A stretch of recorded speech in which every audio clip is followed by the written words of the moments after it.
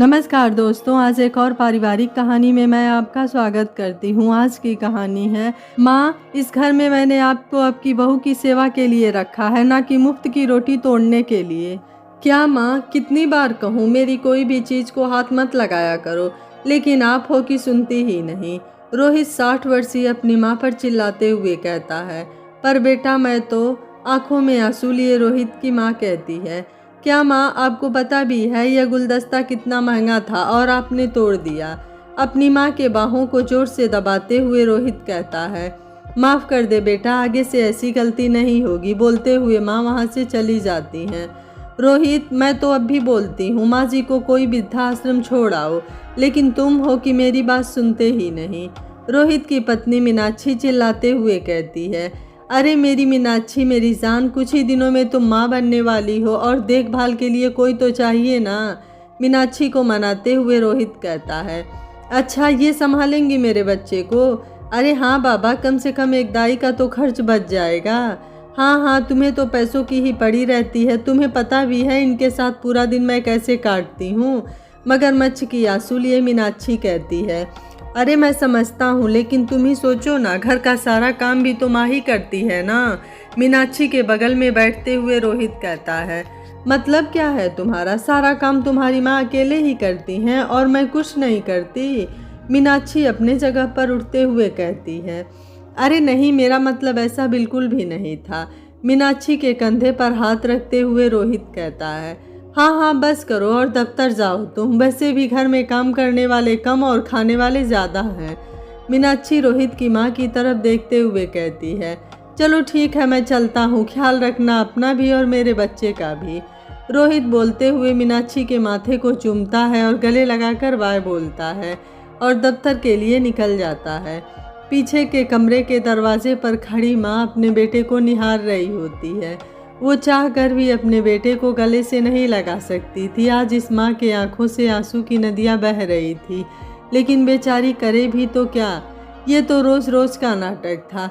हर दिन उस माँ के साथ ऐसा ही होता था। हर एक पल वो घुट घुट कर जी रही थी। वहीं दरवाजे पर खड़ी खड़ी माँ अपने अतीत में कहीं खो जाती है। अरे वो बुढ़िया काम नहीं करेगी क्या? मीनाक्षी उस माँ पर चिल्लाते हुए कहती है। रोहित के दफ्तर जाते ही मीनाक्षी का रवैया ही बदल जाता है। रोहित के सामने तो माँ से ठीक ठाक से पेश आती है, लेकिन रोहित के जाते ही उस बेचारी माँ के साथ ऐसा व्यवहार करती मानो जैसे कई जन्मों का बैर हो मीनाक्षी का उस माँ से, जिसका वो बदला ले रही हो।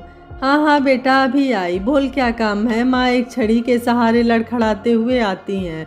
वैसे तो उस माँ का उतना अधिक भी उम्र नहीं था जिससे वो छड़ी लेकर चले, लेकिन मीनाक्षी और रोहित की मेहरबानी से बेचारी माँ का ये हाल था। वो ठीक से चल नहीं पाती थी और न ही उनसे ठीक से काम हो पाता था, लेकिन फिर भी वो हमेशा हर संभव प्रयास करती थी जिससे उनके घर की महारानी मतलब मीनाक्षी खुश रहे। लेकिन वो कहाँ खुश रहने वाली। उसका बस चले तो बेचारी माँ का खून तक चूस ले चुड़ैल। सारा का सारा बर्तन पड़ा हुआ है, कब साफ करोगी उसे? मीनाक्षी माँ पर चिल्लाते हुए कहती है। पर बेटा, मैं तो रात में ही बर्तन साफ कर दी थी।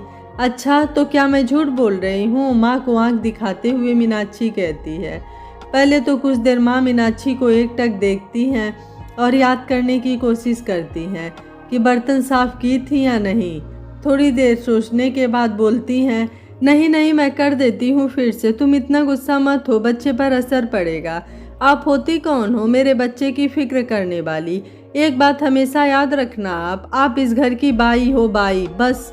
और एक बाई का काम होता है सिर्फ घर के कामों से मतलब रखना, समझी आप? माँ की बाहों को झकझोर कर धक्का देते हुए मीनाक्षी कहती है। धक्का देने के कारण माँ गिर जाती है और उनकी बूढ़ी हड्डियों में काफ़ी चोट भी लगती है, लेकिन हालात कहें या फिर किस्मत से मजबूर माँ आंखें बंद करके गहरी सांस लेती हैं और साहस कर उठ जाती हैं और घर के कामों में लग जाती हैं। खाना बना भी या नहीं? मीनाक्षी पुनः चीखते हुए कहती है। हाँ हाँ बेटा, अभी लाई, किचन से खाना लाते हुए माँ बोलती हैं। लड़खड़ाते हुए माँ किसी तरह खाना लाकर अपनी बहू मीनाक्षी को देती हैं। मीनाक्षी खाना को बिना चखे देखकर ही बोलती है, ऐ बुढ़िया, तेरा दिमाग खराब है क्या? कोई प्रेग्नेंट औरत को ऐसा सड़ा हुआ खाना देता है क्या? खाने को प्लेट को दूर फेंकते हुए मीनाक्षी कहती है। पर बहू बड़े बुजुर्ग कहते हैं गर्भवती महिला को सादा और पौष्टिक आहार ही खाना चाहिए। माँ अपनी बहू को समझाते हुए कहती है। लेकिन मीनाक्षी कहाँ समझने वाली, उसे तो हर दिन कोई ना कोई नया नाटक चाहिए ही था। हर दिन वो कोई ना कोई नया नाटक करती और उसी बहाने उस बेचारी माँ के साथ मारपीट किया करती थी। और तो और कई दिनों तक खाना भी नहीं देती थी। उस माँ का हाल नरक की जिंदगी से भी बदतर बन चुका था। वो जिंदा होकर भी पल पल मर रही थी। बस बस बुढ़िया, बंद कर अपना भाषण और सुन, मेरी कुछ सहेलियाँ आ रही हैं और प्लीज उनके सामने कोई नया नाटक मत करना। माँ की बात पूरी होने से पहले ही मीनाक्षी बोल पड़ती है। बेचारी माँ चुपचाप वहाँ से चली जाती हैं और झाड़ू लाकर टूटी हुई प्लेट को साफ करती हैं और जो खाना बिखरा हुआ था उसे अलग से उठाकर किचन में साइड में रख देती है। मीनाक्षी की सहेलियों के लिए नाश्ता बनाने लगती है। सुन बुढ़िया, नाश्ते में समोसे, हरी मिर्च की चटनी, कुछ चिप्स और तैयार कर देना। और हाँ सुन, वो लोग दोपहर का खाना यही खाएंगे तो दोपहर के खाने में चिकन और चावल बना देना। मीनाक्षी किचन में आते हुए अपनी फरमाइश सुनाती है। पर बेटा, पर क्या, मुझे आज कोई बहाना नहीं चाहिए। बस आधे घंटे के भीतर नाश्ता तैयार होना चाहिए। वो लोग कभी भी पहुंचने वाले होंगे। तभी अचानक दरवाजे की बेल बजती है। अब मेरा मुंह क्यों देख रही हो, जाकर दरवाज़ा खोलो ना, मीनाक्षी चिल्लाते हुए बोलती है। हाँ जाती हूँ, बोलते हुए माँ दरवाज़ा खोलने चली जाती है। अरे काकी, कैसी हो? दरवाज़ा खुलते ही उनमें से एक मीनाक्षी की दोस्त रेणु माँ के गले लगते हुए पूछती है। मैं ठीक हूँ बेटा, आप कैसी हो? पीछे हटते हुए माँ बोलती हैं। बिल्कुल मस्त काकी, आज बहुत दिनों बाद आपके हाथ का बना खाना खाने का सौभाग्य मिला है हमें। माँ एक टक से रेणु को देखने लगती हैं और उनका दिल करता है कि कस के वो रेणु को फिर से गले लगा लें और अपनी सारी बातें, सारे दुख रेणु को बताए। लेकिन मीनाक्षी के डर से वो पीछे हट जाती हैं और रेणु के किसी भी बात का बिना जवाब दिए वहाँ से निकल जाती हैं। क्या यार, तू भी ना नौकरों के गले लग जाती है? उसके कपड़े देखे हैं तुमने, कितने गंदे हैं। मुझे तो देखकर ही उल्टी आ रही थी और उसके शरीर से कितनी गंध आ रही थी। छी। मीनाक्षी की दूसरी दोस्त नेहा नाक को इस भांति ढकते हुए बोलती है मानो जैसे कोई असहनीय दुर्गंध आ रही हो। कोई बात नहीं नेहा, इस बात का जवाब तुम्हें ज़रूर मिलेगा, लेकिन सही समय पर, अभी नहीं, रेणु मन ही मन बोलती है।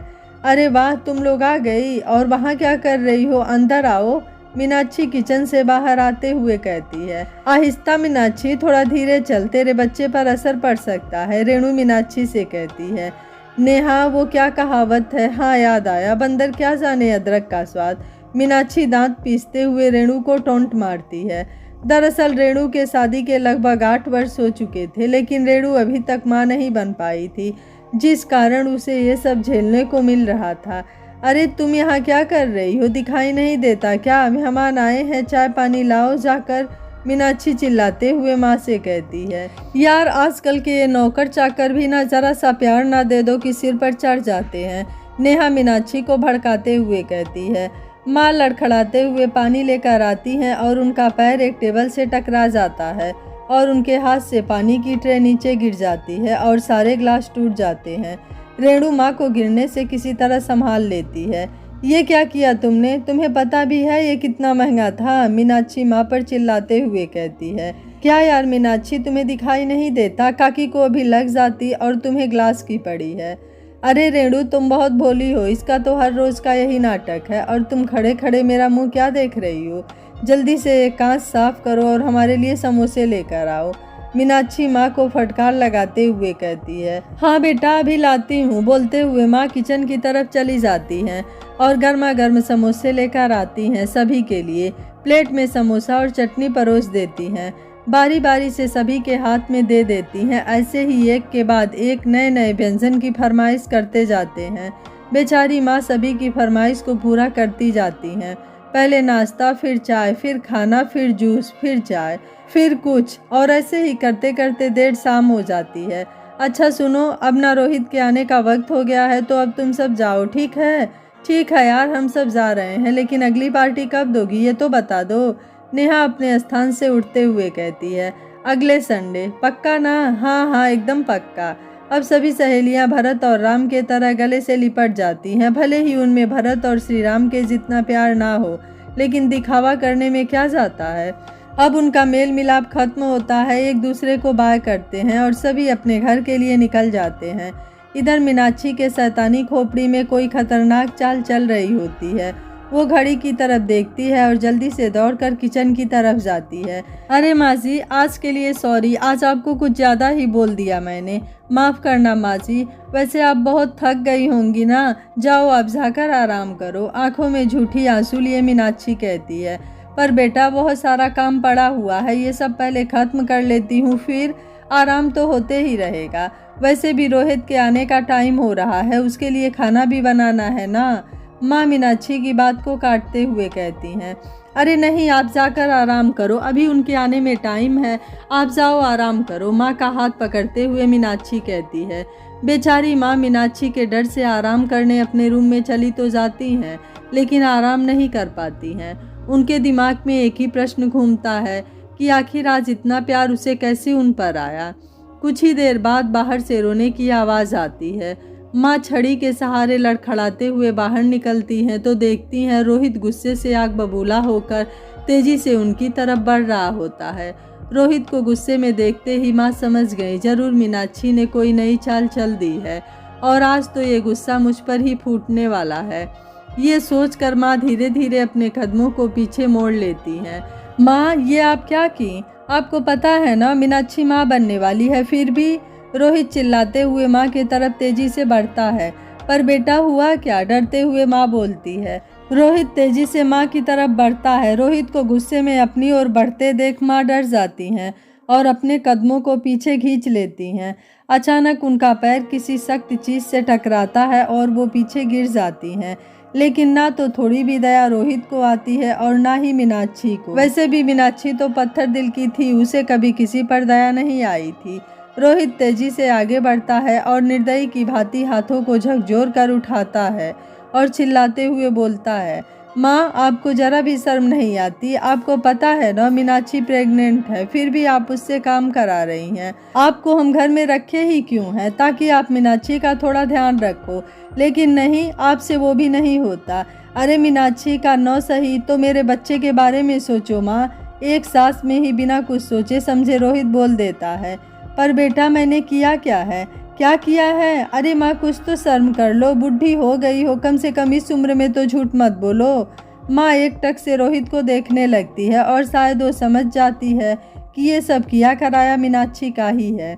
लेकिन अब माँ करे भी तो क्या करे, क्योंकि रोहित तो माँ की बात सुनने से रहा। अब क्यों चुप हो गई? आप जानना चाहती हो ना कि क्या हुआ है, तो देखो। मीनाक्षी को आगे लाते हुए रोहित कहता है।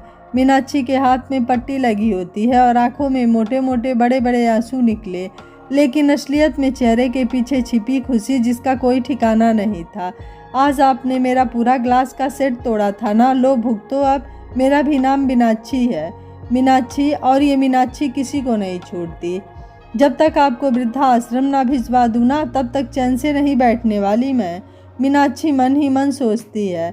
माफ़ करना बेटा, मेरी बूढ़ी हड्डियों में थोड़ा दर्द हो रहा था, इसलिए मैं आराम करने आ गई। अरे वाह, आप आराम करने आ गई तो क्या मीनाक्षी काम करती? जरा सा दर्द ही हुआ था ना, शरीर से प्राण तो नहीं निकल रहे थे। याद रखना माँ, अगर आप दोबारा ऐसी कोई गलती की ना तो मुझसे बुरा कोई नहीं होगा। बोलते हुए रोहित मीनाक्षी का हाथ पकड़ता है और कमरे से बाहर आ जाता है। आज मीनाक्षी का दिल काफ़ी प्रसन्न था, और हो भी क्यों ना। मीनाक्षी अपना बदला जो ले ली थी, बस थोड़े से मगरमच्छ के आंसू बहाने पड़े, झूठ मूठ की पट्टी लगानी पड़ी और नमक मिर्च लगाकर नाटक करना पड़ा।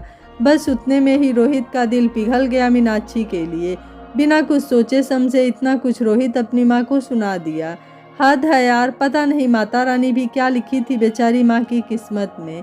एक तो माँ पागल है, लेकिन तुम तो समझदार हो ना मीनाक्षी, फिर भी इतनी बड़ी गलती कैसे कर सकती हो तुम? अब मैं क्या की? अगर माँ तुमसे काम करने को बोली भी तो तुम्हें नहीं करना चाहिए था, मैं आकर कर देता। आज अगर हमारे बच्चे को कुछ हो जाता तो? अरे ऐसे कैसे कुछ हो जाता? वैसे भी माँ हमसे बड़ी है, हमारी बुजुर्ग हैं, तो हमें तो उनकी बात माननी होगी ना। इसलिए मेरी जान, मैं तुमसे इतना प्यार करता हूँ। सुनो, अब अगर माँ कोई काम करने को बोले तो तुम मत करना, मैं आकर कर दूँगा। नहीं माँ, कर लेंगी, ठीक है। हाँ ठीक है, मुझे बहुत ज़ोर से भूख लगी है, खाना लगा दो, मैं हाथ मुँह धोकर आता हूँ। पर मैं, क्या हुआ बोलो? मीनाक्षी हाथ आगे करते हुए दिखाती है। मेरे हाथ में तो पट्टी लगी है, नहीं तो मैं ज़रूर आपको अपने हाथों से खिलाती।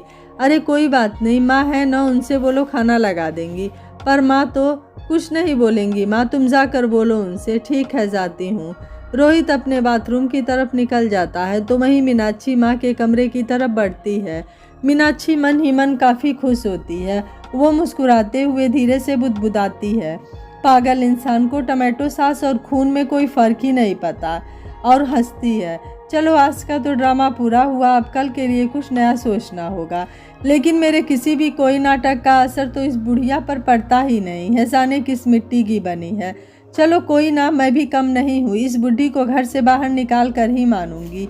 मीनाक्षी अपने हाथ पर लगे सॉस को चखते हुए कहती है, ऐ बुढ़िया खाना लगा दे आकर, बहुत भूख लगी है। मीनाक्षी माँ के कमरे के दरवाजे पर से बोलती है, बेटा मुझसे उठा नहीं जाएगा। अच्छा, लगता है आज के लिए इतना नाटक काफ़ी नहीं है, रुको अभी रोहित को बुलाती हूँ। नहीं बेटा जाने दे, मैं आती हूँ। हाँ जल्दी से आओ आप, नहीं तो। मीनाक्षी उंगली दिखाते हुए कहती है। माँ के शरीर में काफ़ी दर्द हो रहा था, उनमें इतनी हिम्मत नहीं थी कि वो चलकर अपने रूम से भी बाहर आएं। फिर भी वो किसी तरह हिम्मत करके आती हैं और किचन में जाकर खाना परोसने के लिए चावल का पतीला उठाती हैं। पतीला काफ़ी हल्का प्रतीत होता है। माँ पतीला को नीचे रखती हैं और उस पर रखी थाली को जब हटाती हैं तो पता चलता है पतीला बिल्कुल खाली है। फिर माँ कढ़ाई में देखती हैं तो उसमें भी सब्जी नहीं होती और न ही दाल होती है, न रोटी। ये सब देखकर माँ काफ़ी आश्चर्य में पड़ जाती हैं कि खाना कहाँ गया। और जब माँ बाहर खिड़की से झांकती हैं तो पता चलता है सारा खाना नीचे ज़मीन पर फेंका हुआ है। माँ के आंखों में आंसू आ जाते हैं, वो रो पड़ती है। फिर अचानक उन्हें याद आता है फ्रिज में कुछ हरी सब्जियाँ रखी हैं, वो बना देती हूँ जल्दी से। और माँ जैसे ही फ्रिज खोलती हैं तो पता चलता है फ्रिज में भी कोई सब्जी नहीं है। माँ सब कुछ समझ जाती हैं कि ये सब मीनाक्षी का किया धरा है। माँ वहीं ज़मीन पर बैठ जाती हैं और रोने लगती हैं। उनकी आंखों में साफ साफ दर्द दिख रहा था। आज माँ बहुत ज़्यादा दुखी थी क्योंकि आज मीनाक्षी का नाटक कुछ ज़्यादा ही बड़ा हो गया था। आप कहाँ चले गए मुझे छोड़कर? मुझे भी अपने साथ ले गए होते। मेरा दर्द आपको नहीं दिखता क्या? बुला लो मुझे अपने पास, अब मैं और जीना नहीं चाहती। मेरा मन इस दुनिया से अब भर चुका है। माँ अपने पति यानी कि रोहित के पिता को याद करते हुए कहती है, क्या यार माँ, आपको खाना लाने में इतनी देर क्यों हो रही है? नहीं देना खाना तो साफ साफ बोल दो ना, फिर हम एक बार भी खाना नहीं मांगेंगे आपसे। रोहित बाहर खाने की टेबल पर से ही चिल्लाकर कह रहा है। जाओ यार मीनाक्षी, देख कर आओ क्या हुआ। हाँ आती हूँ देखकर। मीनाक्षी अपनी कुर्सी पर से उठती है और धीरे धीरे किचन की तरफ बढ़ने लगती है। साड़ी का एक किनारा उंगलियों में दबाकर ऐसे लहराते हुए जा रही हो मानो जैसे चुड़ैल आ रही हो, मतलब कि नागिन की चाल से। चेहरे पर शैतानी मुस्कुराहट के साथ मीनाक्षी किचन तक पहुंचती है। क्यों रे, अब कौन सा नया नाटक कर रही है? बाहर जाकर बोल दे खाना नहीं बना है और बनाने के लिए कुछ भी नहीं है। मीनाक्षी माँ के गालों को जोर से दबाते हुए कहती है। माँ दर्द से चीख पड़ती हैं, पर माँ की चीख निकलते ही मीनाक्षी उनके मुंह पर अपना हाथ रख देती है, जिसके कारण ज़्यादा दूर तक उनकी आवाज़ नहीं पहुँच पाती। देख बुढ़िया, बाहर जाकर बोल दे घर में खाने को कुछ नहीं है, नहीं तो। माँ को धमकाते हुए मीनाक्षी कहती है। पर बेटा ऐसी हालत में बाहर का खाना नहीं खाते, माँ डरते हुए कहती हैं। मैंने तुझसे तेरी राय नहीं मांगी। मांगी क्या? बोल मांगी। पर बेटा नहीं ना, तो तू अपनी राय अपने पास रख। जितना मैंने कहा है उतना ही जाकर तू बोल रोहित से। माँ अपनी जगह से छड़ी के सहारे उठती हैं और लड़खड़ाते हुए रोहित की तरफ बढ़ती हैं। बेटा घर में कुछ भी नहीं है खाना बनाने के लिए। नहीं है मतलब आप खाना नहीं बनाई थी? नहीं बेटा, वो मैं बस माँ बहुत हुआ। आपको पता है ना मीनाक्षी प्रेग्नेंट है, उसे वक्त पर खाना बहुत ज़रूरी है। लेकिन आप छोड़ो, कुछ कहना ही बेकार है आपको। बोलते हुए रोहित मीनाक्षी का हाथ पकड़ता है और बाहर निकल जाता है। रोहित और मीनाक्षी किसी होटल में जाते हैं और भर पेट मस्त खाना खाते हैं। मीनाक्षी मन ही मन बहुत खुश होती है।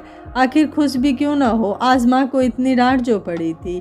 ये मीनाक्षी बहू के रूप में राक्षसी थी। भगवान ही जाने उस माँ के दिल पर क्या गुजर रही होगी। सो माँ अपने बेटों को इतना मेहनत से पाल पोस कर बड़ा की, आज वही बेटा उस माँ के आंखों के आंसू का कारण बना।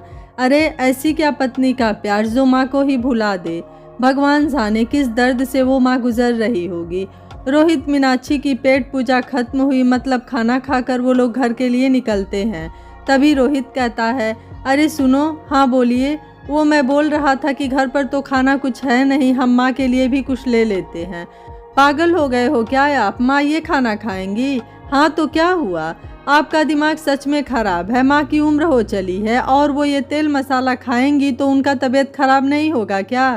पर यार, जो मन में आए वही करो आप, मुझे उससे क्या। वैसे भी आप मेरी एक बात मानते भी कहाँ हो। अच्छा मेरी माँ, माफ़ करो मुझे, नहीं ले जा रहा कुछ, चलो अब ठीक है चलिए। रोहित मीनाक्षी घर के लिए निकल जाते हैं। थोड़ी देर बाद घर पहुंच जाते हैं। रोहित दरवाजे की बेल बजाता है पर दरवाज़ा नहीं खुलता है। रोहित दोबारा बेल बजाता है लेकिन इस बार भी दरवाज़ा नहीं खुलता है। मीनाक्षी माँ ठीक तो होंगी ना यार, दरवाज़ा ही नहीं खोल रही। रोहित थोड़ा भ्रमित होते हुए कहता है, नहीं रोहित, कुछ नहीं हुआ होगा, लेट हो गया है ना हमें आने में, बस माँ सो गई होंगी और क्या। वैसे भी हमारे पास दूसरी चाबी तो है ही। हाँ क्या? हाँ फिर खोलो ना दरवाज़ा जल्दी से, मुझे बहुत नींद आ रही है। रोहित अपने जेब से चाबी निकालता है और दरवाज़ा खोलकर अंदर जाता है। माँ कहीं भी दिखाई नहीं देती हैं, लेकिन इस बात को रोहित नज़रअंदाज करते हुए सीधे अपने कमरे में सोने के लिए चला जाता है। अभी तक रोहित और बहू घर नहीं आए, कहीं कुछ हो तो नहीं गया उन्हें। हे माँ, रक्षा करना उनकी। अचानक नींद से जागते ही माँ धीरे से बुदबुदाती है और अपने कमरे से बाहर निकलती है तो देखती है घर का दरवाज़ा खुला है। घर का दरवाज़ा खुला देख माँ बहुत डर जाती है। उन्हें लगता है कि शायद कोई चोर आया है। दरवाज़ा खुला है, इसका मतलब कहीं कोई चोर तो नहीं आया। फिर रोहित और बहू, नहीं रोहित आया होता तो मुझसे मिलने ज़रूर आता। क्या करूं? सोचते हुए माँ रोहित के कमरे की तरफ बढ़ती हैं। 10 कदम चलने पर रोहित के कमरे तक पहुंच जाती हैं। वहां पहुंचने के बाद पता चलता है कि रोहित और बहू मीनाक्षी घर आ चुके हैं। बेचारी माँ के दिल को तसल्ली मिलती है कि उनकी बहू बेटे सुरक्षित घर में हैं। लेकिन एक बात का दुख भी होता है कि उनका बेटा घर आने के बाद भी उनसे मिलने नहीं आया। माँ की आंखें भर आती हैं, लेकिन माँ अपने आंसुओं को आंखों में ही छिपा लेती हैं और अपने कमरे की तरफ बढ़ जाती हैं। वो अपने बिस्तर पर लेट जाती है और एक पतली सी चादर ओढ़ लेती हैं और सोने की कोशिश करती हैं, लेकिन ये कमबख्त नींद ही नहीं आ रही थी। माँ करवट पर करवट बदल रही थी पर यह नींद का कोई अता पता नहीं। शायद उम्र के कारण या फिर कुछ देर बाद पक्षियों की चहचहाहट की आवाज़ आती है।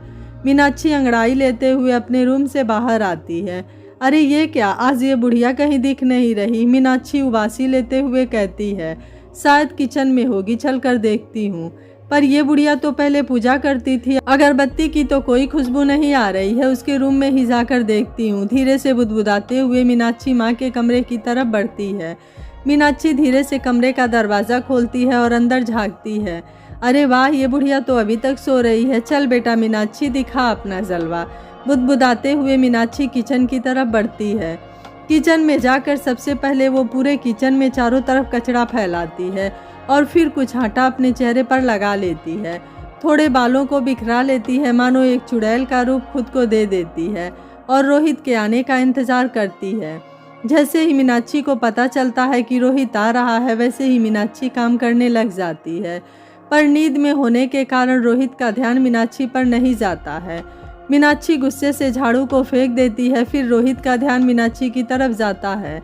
अरे ये क्या हाल बना रखी हो अपना? रोहित आश्चर्य से पूछता है। क्या करूं, काम ही उतना है। काम उतना है मतलब? माँ कहाँ है? देखिए रोहित, आप माँ से प्लीज़ कुछ मत कहना, उन्होंने मुझे कुछ नहीं कहा है। प्लीज़ रोहित, माँ है कहाँ ये बताओ तुम।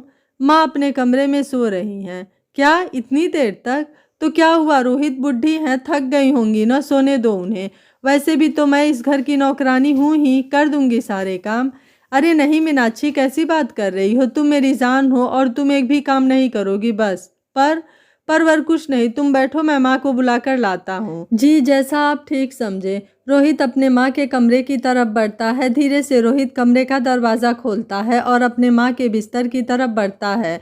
माँ, अभी तक आप सो रही हो? रोहित की आवाज़ सुनकर माँ चौंक जाती हैं और हड़बड़ाकर उठती हैं। बेटा, वो रात के देर से सोई थी ना, तो आँख नहीं खुली। देर से क्यों माँ? हम लोग आए थे तब तो आप सो रही थी। बेटा, भूखे पेट नींद नहीं आती। भूखे पेट मतलब?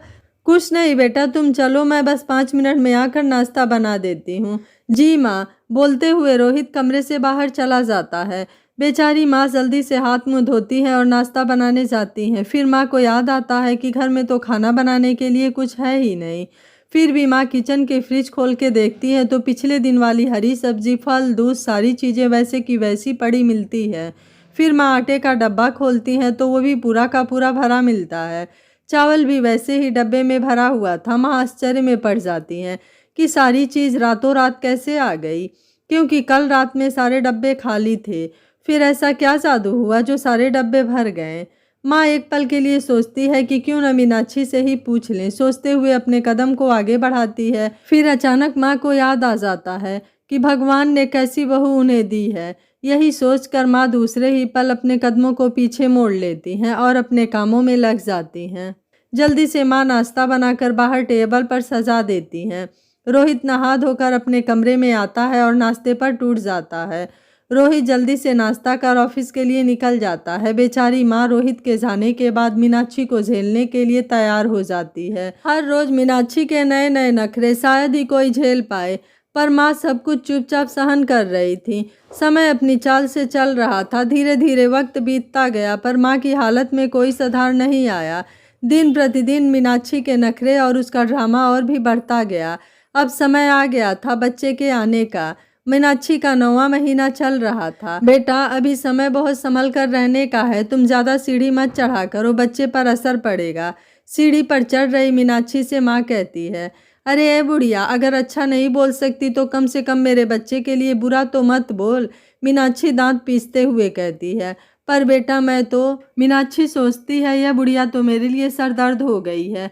मैं इस बुढ़िया का साया भी अपने बच्चे पर नहीं पड़ने दूंगी। तभी वह दांत पीसते हुए कहती है, अरे ए बुढ़िया, अगर अच्छा नहीं बोल सकती तो कम से कम मेरे बच्चे के लिए बुरा तो मत बोल।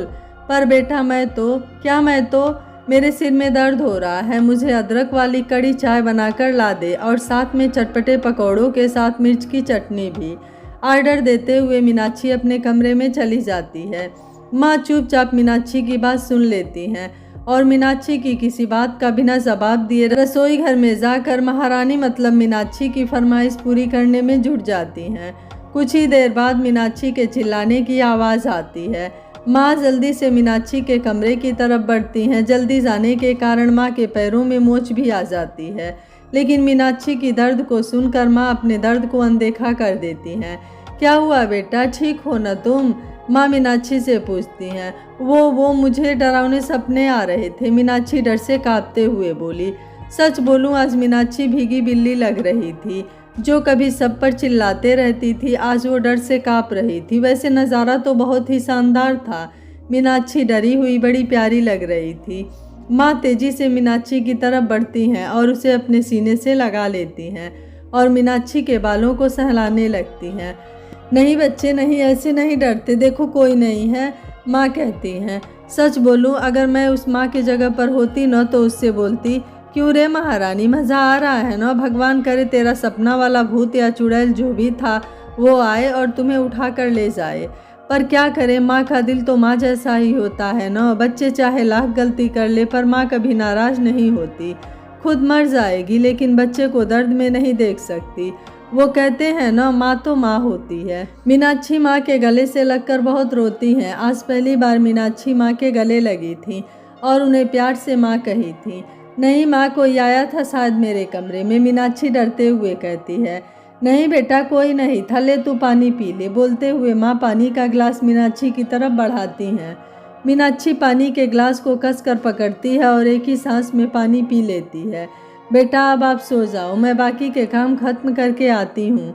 नहीं माँ, आप मुझे छोड़कर कहीं मत जाओ प्लीज़, मीनाक्षी माँ का हाथ पकड़ते हुए कहती है। पर बेटा, घर का काम भी तो करना है ना। ठीक है, पर मैं भी आपके साथ नीचे चलूँगी। आप जाकर क्या करोगी वहाँ? आप यहीं आराम करो। नहीं माँ, मैं हाल में बैठूँगी लेकिन आपके पास ही रहूँगी बस। अच्छा ठीक है, चल। बोलते हुए माँ मीनाक्षी को हाल में ले आती हैं और वहीं एक सोफे पर बैठा देती हैं। मीनाक्षी अभी भी काफ़ी डरी होती है। इधर माँ को अलग चिंता सता रही होती है। माँ मीनाक्षी को हाल में बैठाकर अपने कामों में लग जाती है।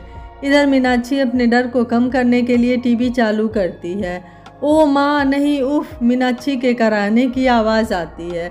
माँ किचन में रोटी बना रही हैं। जैसे ही मीनाक्षी की आवाज़ माँ के कानों में पड़ती है, माँ दौड़कर मीनाक्षी के पास जाती हैं। क्या हुआ बेटा? माँ मीनाक्षी के सिर पर हाथ फेरते हुए पूछती हैं। माँ बचा लो माँ, बहुत दर्द हो रहा है। मीनाक्षी दर्द से छटपटा रही थी। मीनाक्षी का 9वां महीना चल रहा था, शायद उसके डिलीवरी का समय हो चला था, जिस कारण मीनाक्षी दर्द से छटपटा रही थी। बेटा लंबी लंबी सांस ले तू, मैं अभी रोहित को बुलाती हूँ। बोलते हुए माँ टेबल पर रखे फ़ोन की तरफ बढ़ती हैं। माँ रोहित का नंबर मिलाती हैं। उधर रोहित के मोबाइल पर घंटी बजती है। मुझे पता है ये माँ ही होंगी, हमेशा बिना मतलब फ़ोन करके मेरा दिमाग खाती रहती हैं। बुदबुदाते हुए रोहित मोबाइल को साइड में रख अनदेखा कर देता है। प्लीज़ बेटा फ़ोन उठा, बहुत ज़रूरी है बेटा, फ़ोन उठा बेटा। परेशान माँ दोबारा फ़ोन करती हैं, लेकिन फिर रोहित फ़ोन नहीं उठाता है। फिर तीसरी बार फ़ोन करती हैं, पर रोहित फ़ोन नहीं उठाता। क्या हो गया? रोहित फ़ोन क्यों नहीं उठा रहा? सब ठीक तो है ना? एक बार और करके देखती हूँ। बुदबुदाते हुए माँ फिर से कॉल करती हैं। ओ ये माँ भी ना छोटी छोटी बात पर बार बार फ़ोन करके परेशान करती रहती हैं। क्यों नहीं समझती, मैं ऑफिस में बिजी रहता हूँ। बुदबुदाते हुए रोहित फ़ोन उठाता है। क्या है माँ, क्यों बार बार कॉल कर रही हो? बेटा वो मीनाक्षी। क्या मीनाक्षी? मीनाक्षी? आपको मीनाक्षी के अलावा कुछ मिलता है या नहीं? पर बेटा कुछ नहीं सुनना मुझे, फ़ोन रखो आप। और माँ दोबारा कॉल मत करिएगा। आप समझती क्यों नहीं? अगर मैं फ़ोन नहीं उठाया तो इसका मतलब है मैं किसी ज़रूरी काम में फंसा हूँ। अब अगर आप एक भी कॉल की ना तो अच्छा नहीं होगा। अब रखिए फ़ोन। माँ पर चिल्लाते हुए रोहित फ़ोन रख देता है। रोहित की बात सुन माँ के आंखों में आंसू आ जाते हैं। इधर मीनाक्षी को और भी ज़्यादा दर्द होता है। माँ के समझ में भी कुछ नहीं आता है। तभी माँ को याद आता है कि मीनाक्षी की एक दोस्त रेणु, जो माँ से अक्सर छिप छिप कर मिलने आया करती थी। माँ रेणु को फ़ोन लगाती हैं। पहली बार में तो रेणु भी फ़ोन नहीं उठाती। माँ दोबारा करती हैं। हाँ काकी, कैसी हो आप? रेणु फ़ोन उठाते ही कहती है। रेणु बेटा तू जल्दी से यहाँ मेरे घर आ जा। क्या हुआ काकी, सब ठीक तो है ना? हाँ बेटा सब ठीक है, लेकिन मीनाक्षी के बच्चे आने का समय हो गया है, वो दर्द से तड़प रही है। वाह बेबी आ रहा है? काकी आप बिल्कुल टेंशन मत लो, मैं अभी गाड़ी लेकर आती हूँ। हाँ बेटा जल्दी आ, मीनाक्षी की यह हालत देखी नहीं जा रही। बस काकी 5 मिनट में पहुँच रही हूँ। बोलते हुए रेणु फ़ोन रखती है और मीनाक्षी के घर के लिए निकल जाती है। वैसे तो मीनाक्षी के दोस्त बहुत थे जो अक्सर मीनाक्षी के यहाँ पार्टी करने आया करते थे, लेकिन सभी दोस्त हाथी के दांत की तरह थे, मतलब सिर्फ दिखावे के लिए। एक रेणु ही थी जो समय पर हमेशा काम आती थी और मीनाक्षी के घर के पास ही रहती थी। रेणु 15 मिनट में मीनाक्षी के यहाँ पहुँच जाती है। माँ और रेणु दोनों मिलकर मीनाक्षी को गाड़ी में बैठाते हैं। वैसे तो माँ की खुद ऐसी हालत थी कि वो खुद को सही से एक जगह से दूसरे जगह न ले जा पाए, पर कहते हैं ना माँ की ममता ही अलग होती है। माँ अपनी जान देकर भी अपने बच्चे की रक्षा करती है। कुछ ऐसा ही दृश्य था। अब मीनाक्षी हॉस्पिटल के लिए निकल जाती है। रास्ता थोड़ा लंबा था, हॉस्पिटल पहुंचने में 1 घंटा लग जाता है। तब तक मीनाक्षी का दर्द और भी ज़्यादा बढ़ जाता है। हॉस्पिटल पहुंचते ही रेणु फुर्ती से गाड़ी से नीचे उतरती है, अंदर बात कर मीनाक्षी को अंदर ले जाती है। अब माँ के जान में जान आती है। चलिए काकी हम सही समय पर पहुंच गए। रेणु माँ के कंधे पर हाथ रखते हुए कहती है। हाँ बेटा, मुझे आज लग रहा था कि हम सही समय पर हॉस्पिटल नहीं पहुंच पाएंगे, लेकिन सब अम्बे माँ की कृपा से हम पहुंच गए। अच्छा काकी अब आप बैठ जाओ, वैसे भी आपने बहुत भाग दौड़ कर ली, अब कुछ देर आराम ही कर लो। बेटा अब आराम तो तभी मिलेगा जब मैं अपनी पोती का प्यारा सा मुँह देखूंगी। अच्छा पर माँ पोता क्यों नहीं? पोती आई तो घर साक्षात लक्ष्मी आएगी। अच्छा काकी आप बैठो, मैं पानी लेकर आती हूँ। मुस्कुराते हुए रेणु वही बेंच पर माँ को बैठा देती है और पानी लेने चली जाती है। हे अम्बे माँ, आप जल्दी से मुझे मेरे बच्चे का मुखड़ा दिखा दो, बस कृपा करना सब कुशल मंगल हो जाए। माँ हाथ जोड़कर माँ अम्बे से प्रार्थना करती हैं। काकी लीजिए पानी और ये गर्मा गर्म चाय और साथ ही कचौड़ी। अरे बेटा इतना सब लाने की क्या ज़रूरत थी? अरे ज़रूरत कैसे नहीं थी, मैं सुबह से भूखी हूँ। हाय रे मेरा पेट कब से खाना मांग रहा था, पर मैं इसे डांट कर शांत किए हुए थी। लेकिन जैसे ही मैं पानी लाने गई मेरे पेट में चूहे और बिल्ली मिलकर युद्ध करना शुरू कर दिए। फिर मेरी नज़रें इस कचौड़ी पर जा अटकी तो मैं क्या करती? अच्छा ठीक है अब खा ले। आप भी तो खाओ, रुको मैं अपने हाथों से खिलाती हूँ। बोलते हुए रेणु माँ के मुंह में पहला निवाला डालती है। रेणु का प्यार देखकर माँ की आंखें भर जाती हैं। वो रेणु को गले से लगाकर जी भरकर आशीर्वाद देती हैं। कुछ ही देर बाद डॉक्टर साहब बाहर आते हैं। माँ घबराते हुए उठती है। मुबारक हो अम्मा, पोता हुआ है। डॉक्टर साहब बधाई देते हुए कहते हैं। माँ के आंखों में खुशी की लहर दौड़ पड़ती है। अरे वाह काकी, आज तो दादी बन गई और मैं तू बुआ पगली। रेणु के बोलने से पहले ही माँ बोल देती है। अब सारी खुशियाँ बाहर ही मनाएंगे या बच्चे को आशीर्वाद भी देंगी अम्मा? डॉक्टर साहब कहते हैं। हाँ बेटा, बोलते हुए माँ अंदर जाने लगती हैं। काकी 1 मिनट, आपने रोहित को बताया? रेणु द्वारा पूछे गए प्रश्न पर माँ कुछ नहीं बोलती हैं। क्या हुआ काकी, बताइए ना।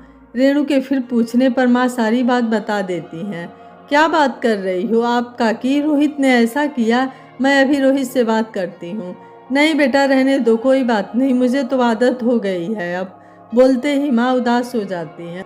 रेणु अपने बैग से मोबाइल निकालती है और झट से रोहित को कॉल करती है। रेणु का फ़ोन, ये क्यों कॉल कर रही है? ज़रूर कोई बकवास करेगी, पर क्या करूँ, फ़ोन नहीं उठाया तो बार बार करेगी।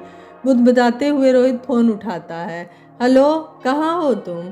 ऑफिस में। क्यों, क्या हुआ? रोहित, बड़े अजीब इंसान हो यार तुम। काकी उतनी क्या माँ लगा रखा है।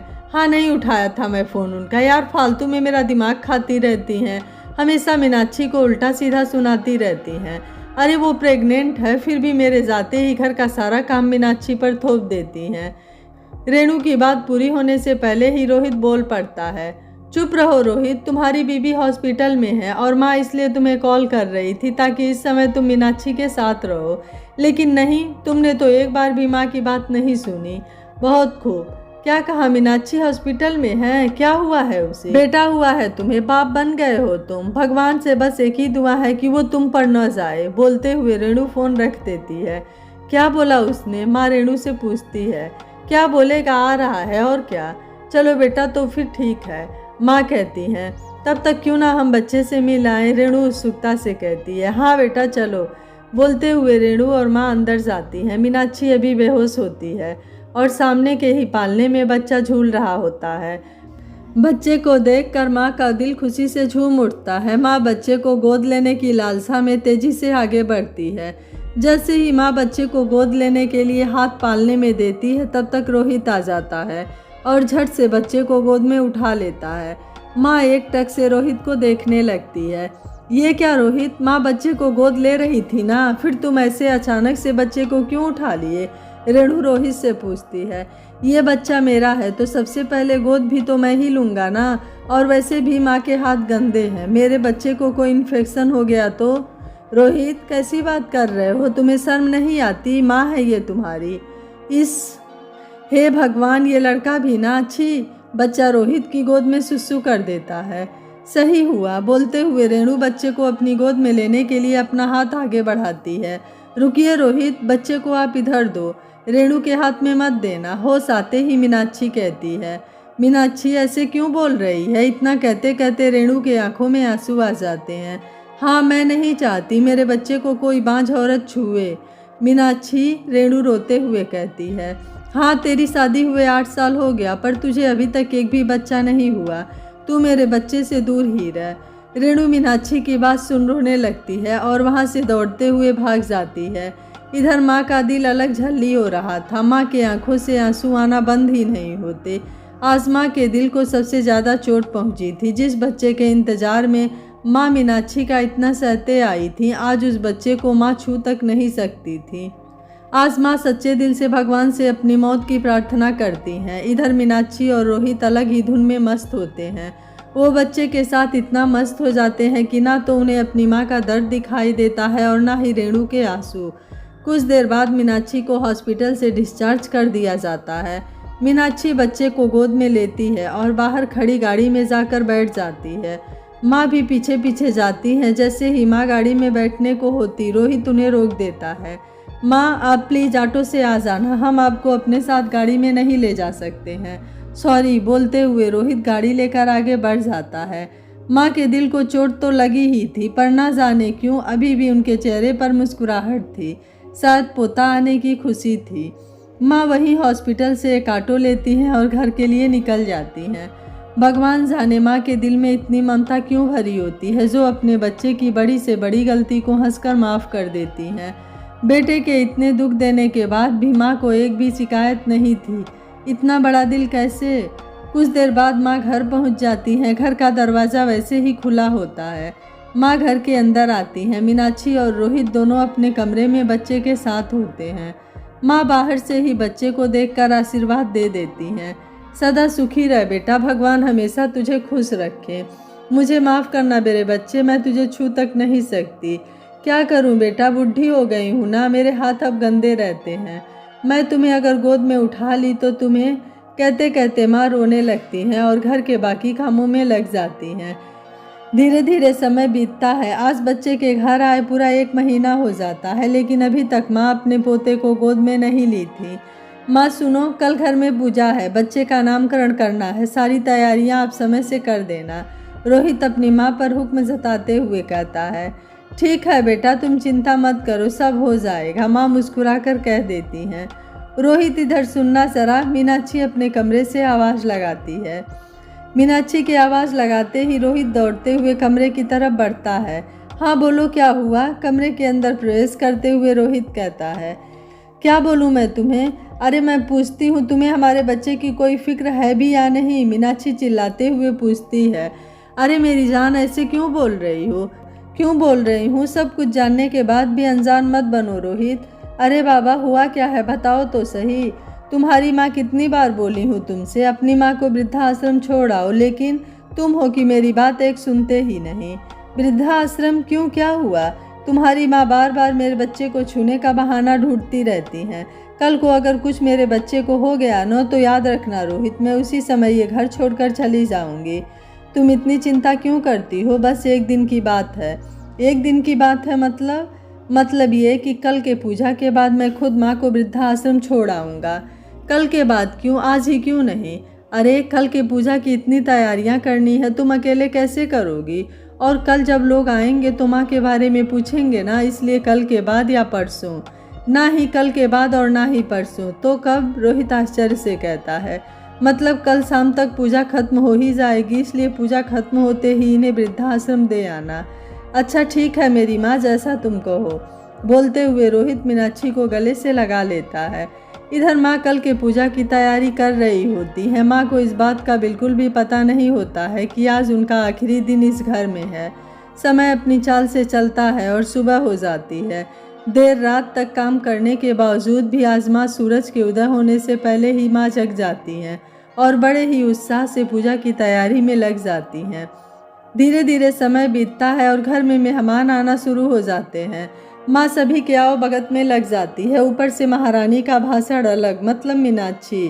पंडित जी भी आ जाते हैं और पूजा चालू हो जाती है। माँ भी पूजा में बैठने की तैयारी कर रही होती हैं, तभी बेटे का फरमान आता है। माँ, आप पूजा में बैठकर क्या करोगी? हम सब तो हैं ना यहाँ, आप जाओ और सारे मेहमानों का ख्याल रखो। जाओ माँ, रोहित धीरे से अपनी माँ के कानों में कहता है। माँ रोहित की बात सुन चुपचाप आंखों में आंसू दबाए चली जाती है। दूर कोने में खड़े होकर बच्चे के बारे में सोचती है। जिस बच्चे के लिए मैं इतने दिनों तक सब सहते आई, आज उस बच्चे को हाथ तक नहीं लगाने दिया गया मुझे। देख रहे हो ना, आपका बेटा कितना बड़ा हो गया है। अब आपके बेटे को माँ की कोई ज़रूरत नहीं है। मुझे अब अपने पास बुला लो ना, अब हिम्मत नहीं रही मुझ में। माँ अपने पति को याद करते हुए मन ही मन कहती हैं। अब समय आते ही बच्चे के नामकरण की माँ टकटकी लगाए देखती हैं कि उसका बेटा एक बार तो ज़रूर उनसे पूछने आएगा, पर शायद ये उनकी गलतफहमी थी। रोहित अपने बच्चे का नामकरण कर चुका होता है। अब रोहित नामकरण करके पंडित जी से आशीर्वाद लेता है और फिर माँ के भी पैर छूकर आशीर्वाद लेता है। रोहित के पैर छूते ही माँ अपने आप को रोक नहीं पाती है और रोने लगती है। क्या नाटक है माँ, ऐसे क्यों रो रही हैं? आपको दिखता नहीं कितने सारे मेहमान आए हुए हैं? क्या आप इन सबको ये बताना चाहती हैं कि हम आपको ठीक से नहीं रखते, या फिर ये साबित करना चाहती हैं कि हम आपका ख्याल नहीं रखते? रोहित दांतों को पीसते हुए कहता है। नहीं बेटा नहीं, मैं बहुत खुश हूँ बेटा, सदा सुखी रह तू। बोलते हुए माँ रोते हुए अपने कमरे में चली जाती है। मैंने तो आपसे पहले ही कहा था कि इन्हें वृद्धाश्रम छोड़ आओ, लेकिन आप थे कि मेरी बात ही सुनते नहीं। अब देखो सबके सामने हुआ ना नाटक, अब हुआ आपका दिल खुश। बोलते हुए मीनाक्षी गुस्से से तमतमाते हुए बच्चे को लेकर अपने कमरे में चली जाती है। धीरे धीरे कर सारे मेहमान भी चले जाते हैं और शाम हो जाती है। मीनाक्षी के कहे अनुसार रोहित अपनी माँ को वृद्धाश्रम छोड़ने के लिए उनके कमरे में जाता है। माँ, आपको लेकर कहीं जाना है, चलिए। कमरे के अंदर प्रवेश करते ही रोहित कहता है, पर बेटा कहाँ? माँ आश्चर्य से कहती हैं, आपसे जितना कहा गया है आप उतना करो, अपना सामान उठाओ और मेरे साथ चलो। ठीक है बेटा, जैसी तुम्हारी मर्जी। बोलते हुए माँ अपना सामान उठाती हैं। घर से जाते वक्त माँ का कलेजा फटने लगता है, वो रोने लगती हैं। शायद उन्हें भी पता लग जाता है कि ये पल उनका आखिरी पल है इस घर में। जिस घर को माँ अपने खून पसीने से कमाए हुए पैसों से एक एक ईंट जोड़ जोड़ कर घर बनाई थी, आज उसी घर से वो हमेशा के लिए अलविदा कह गई हैं। भले माँ अभी इस बात से अनजान थी, पर माँ का दिल था ना, बेटे की हर एक बात समझती थी। माँ बिना सवाल किए चुपचाप उस घर से निकल जाती हैं। बाहर खड़ी गाड़ी में बैठती हैं और आश्रम के लिए निकल गई। माँ मन ही मन भगवान से दुआ कर रही होती हैं कि काश काश ये सफ़र खत्म ना हो। हे मालिक, हे मेरे भगवान, तुझसे बस एक ही प्रार्थना है, बस तू इतना कृपा कर कि आज माँ गलत साबित हो जाए। पर समय को कौन रोक सकता है। कुछ ही देर में वो वृद्धाश्रम पहुँच जाती है। अब सामने लगे बोर्ड को पढ़कर माँ अंदर से टूट जाती है। रोहित उनका बैग उठाता है और अंदर आश्रम में जाकर रख देता है। देखिए माँ, आप हमें गलत मत समझना, घर में सही से आपकी देखभाल नहीं हो पा रही थी, इसलिए मैंने ये फैसला किया कि मैं आपको यहाँ छोड़ दूँ। देखिए यहाँ पर आपके ही उम्र के कितने सारे लोग हैं, यहाँ पर आपकी देखभाल भी अच्छे से हो जाएगी और आपका मन भी लगा रहेगा। बोलते हुए रोहित माँ का पैर छूता है। माँ कांपते हुए हाथ से रोहित को आशीर्वाद देती है और रोहित को अलविदा कहती है। आश्रम से निकलते वक्त रोहित के भी आंखों से आंसू आ जाते हैं, फिर भी रोहित पलटकर एक बार भी नहीं देखता है, सीधे निकल जाता है। धीरे धीरे समय बीतता है। मीनाक्षी और भी ज़्यादा जिद्दी और बदतमीज़ होती जाती है। रोहित अब मीनाक्षी से काफ़ी परेशान हो जाता है। दिन ब दिन मीनाक्षी का व्यवहार और भी ज़्यादा खराब होने लगता है। अब रोहित को माँ की याद सताने लगती है। रोहित मन ही मन ठान लेता है कि वो वृद्धाश्रम से अपनी माँ को वापस ले आएगा और वो मीनाक्षी को बिना बताए माँ को लाने वृद्धाश्रम निकल पड़ता है। रोहित मन में कई सपने देखता है कि माँ आएगी तो ये करेंगे, माँ आएगी तो वो करेंगे, ऐसा वैसा हजारों सपने। आश्रम पहुँचते ही रोहित झट से अंदर जाता है और इधर उधर माँ को ढूंढने लगता है। क्या हुआ बेटा, किसे ढूंढ रहे हो? एक बुजुर्ग बाबा कहते हैं। बाबा, वो मेरी माँ, रोहित रोते हुए कहता है। कौन रोहित? जी बाबा, मैं रोहित हूँ, आप मेरे माँ को जानते हो। बेटा, तुम आने में तुमने बहुत देर कर दिए हो। मतलब तुम्हारी माँ का नाम शारदा देवी था ना? जी बाबा, क्या हुआ मेरी माँ को? वो अब इस दुनिया में नहीं रही बेटा। क्या? रोहित की आंखें फटी की फटी रह जाती हैं। हाँ बेटा, जब तुम अपनी माँ को यहाँ छोड़ कर गए थे ना, बेचारी बहुत रोई थी, बहुत याद करती थी तुम्हें और साथ ही अपने पोते को भी। उनकी बस एक ही आखिरी इच्छा थी कि अपने पोते को गोद में लेने की। बाबा, कब हुआ ये सब? जब तुम उन्हें यहाँ छोड़ कर गए थे उसके 4 दिन बाद ही हो गया था। चाचा, 4 दिन बाद ही? माँ नहीं रही। आप ऐसा कैसे कर सकती हो माँ? आप हमें छोड़कर नहीं जा सकती हो। माँ नहीं, माँ नहीं, वापस आ जाओ माँ, एक बार मेरे सिर पर हाथ फेर दो माँ, हाथ फेर दो, वापस आ जाओ माँ। ऐसा बोलकर रोहित वहीं फूट फूट कर रोने लगता है। ऐसे टूटते नहीं बेटा, जो आया है उसे आज नहीं तो कल जाना ही है। ये लो बेटा, ये स्वेटर तुम्हारी माँ अपने पोते के लिए तैयार की है। स्वेटर रोहित के हाथों में देते हुए बाबा वहाँ से चले जाते हैं। रोहित पूरी तरह से टूट जाता है। रोहित का कलेजा फट रहा होता है। उसे अब भली भांति अपनी गलती का एहसास हो चुका था, पर अब कर भी क्या सकता था। अब तो बहुत देर हो चुकी थी, जिसे जाना था वो तो चली गई। अब पछताने से क्या फ़ायदा। अगर रोहित समय रहते ये समझ जाता तो शायद आज माँ उनके साथ होती, शायद सब ठीक होता। पर रोहित की आंखों पर तो मीनाक्षी नाम की पट्टी बंधी थी। मीनाक्षी की बातों में आकर रोहित जीवन की सबसे बड़ी गलती ही नहीं बल्कि जीवन का सबसे बड़ा पाप कर चुका था, जिसका प्रायश्चित शायद कुछ भी नहीं था। भगवान भी कभी माफ़ नहीं करे ऐसे इंसान को। रोहित और मीनाक्षी जैसे लोगों को तो एक इंसान भी कहना पाप जैसा लगता है। शायद वो माँ रोहित को कभी माफ़ कर दे, क्योंकि माँ का दिल बहुत बड़ा होता है, लेकिन भगवान कभी माफ़ ना करे ऐसे लोगों को। रोहित रोते रोते आश्रम से निकलता है और वहीं एक पार्क में जाकर बैठ जाता है।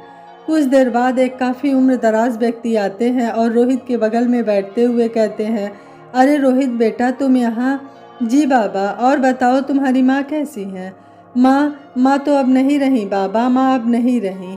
रोहित रोते हुए कहता है, क्या हुआ उन्हें? बाबा के पूछने पर रोहित सारी बात बाबा को बता देता है। भगवान ना करे तुम्हारे जैसा दानो बेटा किसी को हो। अरे बेटा, तुम क्या जानो शारदा देवी क्या थी? जब तुम्हारा जन्म भी नहीं हुआ था उससे पहले ही तुम्हारे पिता की मृत्यु हो गई थी। तुम्हारे पिता के मृत्यु होने के 1 महीने बाद तुम्हारा जन्म हुआ और तुम्हारे जन्म होते ही तुम्हारे चाचा चाची तुम्हारी माँ को घर से बाहर निकाल दिए थे। बेचारी का रो रो कर क्या हाल हुआ था, इस दर्द को सिर्फ शारदा देवी ही जानती हैं। अरे दानो, तेरे पैदा होते ही क्यों ना मार दी वो तुम्हें? तुम्हारे पिता की मृत्यु के बाद अगर वो जिंदा थी तो सिर्फ तुम्हारे लिए, सिर्फ तुम्हारे भविष्य के लिए। उसके पास ना तो रहने के लिए घर था और ना खाने के लिए पैसा। सड़कों पर से कचरा चुन चुन कर वो तुम्हारा पेट भरती थी। भगवान जाने कितने गंदे गंदे नालों में हाथ डालकर वो कूड़ा कचरा इकट्ठा करती और उसे बेचकर जो पैसा होता उससे तुम्हारा पेट भरा करती थी। कई बार तो सड़कों पर बैठकर तुम्हारे लिए भीख तक मांगी। कई रात कई दिनों तक वो भूखे पेट सोई, पर तुम्हें कभी भूखा नहीं रहने दी। घर घर जाकर बर्तन साफ करना, झाड़ू पोछा, ये सब करके पैसा इकट्ठा की और एक छोटा सा घर ली। फिर खून पसीना एक करके काम करते रही और तुम्हें पढ़ा लिखा कर इतना बड़ा बना दी कि तुम अपनी माँ को ही घर से बाहर निकाल दिए। अरे नालायक, शारदा देवी सिर्फ एक माँ ही नहीं, साक्षात देवी थी देवी। उसके जीने की आज सिर्फ तुम थे। तुम्हें गलती से भी एक छींक भी आ जाती थी तो वो पूरी रात बिना पलक झपकाए तेरे पास बैठी रहती। अरे अपनी जान से भी बढ़कर वो तुझसे प्यार करती थी। अच्छा सिला दिए हो तुम अपनी माँ की ममता का। भगवान तुम्हें कभी माफ़ नहीं करेगा, कभी माफ़ नहीं करेगा। जा बेटा जा, तुझे तेरे किए की सज़ा तेरा बेटा खुद देगा, तभी तू समझेगा दर्द क्या होता है। जा बेटा, मेरी बद्दुआ तुझे ज़रूर लगेगी, ज़रूर लगेगी। इतना कहते कहते वो बाबा रो पड़ते हैं। बाबा, मुझसे बहुत बड़ी गलती हुई है, मैं बहुत बड़ा पाप किया हूँ, मुझे नरक में भी जगह नहीं मिलेगी, नरक में भी जगह नहीं मिलेगी। रोहित रोते हुए कहता है। बाबा वहाँ से उठकर चले जाते हैं। रोहित वहीं पार्क में बैठा अपनी माँ को याद कर फूट फूट कर रो रहा होता है। लव यू माँ, आई लव यू, प्लीज़ एक बार लौट आओ माँ, प्लीज़ एक बार लौट आओ। मैं वादा करता हूँ आपसे, कभी आपकी आंखों में आंसू नहीं आने दूंगा। रोहित वहीं पार्क में बैठे फूट फूट कर रो रहा होता है। रोहित घर जाता है और मीनाक्षी से माँ के मरने की खबर बताता है। मीनाक्षी झूठा घड़ियालू आंसू बहाती है और बहुत दुख व्यक्त करती है। रोहित अंदर ही अंदर मीनाक्षी के भाव को समझ रहा होता है। धीरे धीरे दिन बीतने लगता है। रोहित का बच्चा भी अब बड़ा होने लगता है। वह दोनों उसे हर खुशी देना चाहते हैं, लेकिन मीनाक्षी फिर भी घर में हमेशा ही कलह मचाए रहती है। अब रोहित को सब समझ में आ जाता है कि गलती किसकी थी, माँ की या मीनाक्षी की। इंसान अपने कर्मों को भूल जाता है, लेकिन भगवान कभी नहीं भूलते हैं। उनके पास इंसान के किए हर कर्मों का हिसाब रहता है। वक्त ने करवट बदला और आज 20 साल बाद एक विधवा औरत अपने बेटे और बहू से उनके घर के किसी भी कोने में पड़े रहने की भीख मांग रही होती है और दोनों उसका सामान बाहर फेंक कर उसे घर से निकाल देते हैं, क्योंकि आज अपने पति के श्राद्ध पर वह 2-4 ब्राह्मणों को भोजन कराना चाहती थी। उसकी गलती बस इतनी ही थी। उसके पति जो 1 साल पहले एक एक्सीडेंट में मारे जा चुके थे, वह औरत कोई और नहीं मीनाक्षी रहती है। उसे समझ में आ जाता है कि आज मैं वहीं खड़ी हूँ जहाँ कल मेरी सास खड़ी थी। आज उसे एहसास हो गया था कि अपने द्वारा किए गए कर्मों को ही आज वो भोग रही है। उसके सामने वही आ रहा है जो उसने अपने बड़े बुजुर्गों के साथ किया है। वह आसमान की तरह मुँह करके खड़ी होकर चिल्लाकर माफ़ी मांगती है, माँ मुझे माफ़ कर दो, माँ मुझे माफ़ कर दो। और आज खुद वो अपने आप से कह रही है, जैसी करनी वैसी भरनी। यह कहानी आपको कैसी लगी, आप मुझे अपनी राय कमेंट बॉक्स में ज़रूर दीजिएगा। वीडियो पसंद आया है तो वीडियो को लाइक शेयर एंड चैनल को सब्सक्राइब कर लीजिएगा। Thank you for watching. मिलते हैं अगली कहानी में।